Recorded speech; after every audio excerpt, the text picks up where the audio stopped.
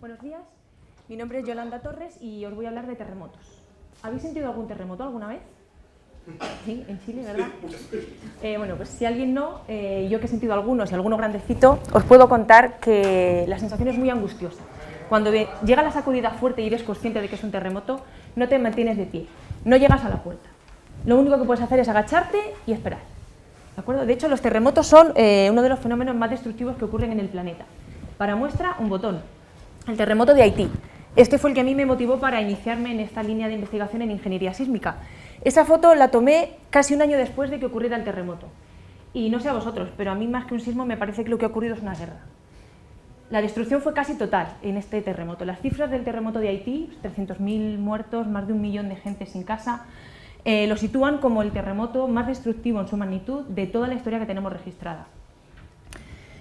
¿Cómo nos protegemos de estos fenómenos? Bueno, pues en el caso del terremoto, que a día de hoy es impredecible, lo único que podemos hacer es conocerlo, conocer al enemigo. Entonces, estudiamos dos factores. Por un lado, el fenómeno físico, o sea, de qué magnitud ocurren los terremotos en esta zona y cada cuánto tiempo ocurren. Y por otro lado, qué edificios y personas hay expuestos en esa zona y tienen que resistir el terremoto. En este caso hablamos de exposición y vulnerabilidad. Entonces, combinando ambos, lo que hacemos es generar escenarios de posibles daños y pérdidas que esos terremotos causarían en esos bienes a futuro. Y entonces diseñamos medidas de prevención para reducir, para minimizar esos números que hemos calculado. En definitiva, para que esa situación no se produzca en el futuro.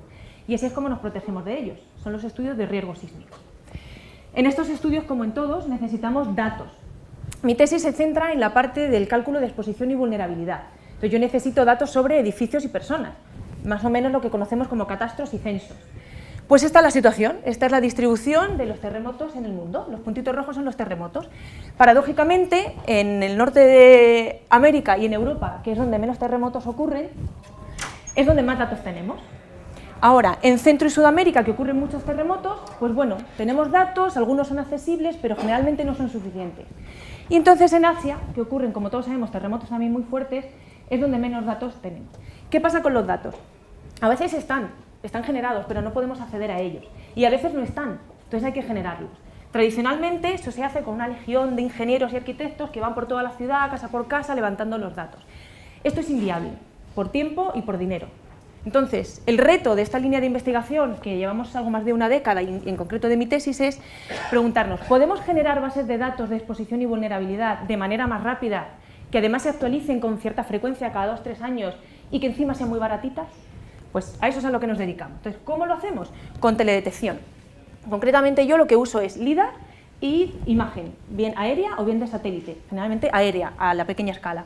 Entonces, segmentamos y clasificamos imagen, paralelamente clasificamos el LIDAR y combinándolos, este es el resultado que obtenemos. Son modelos digitales de superficie, que son mi base de datos espacial.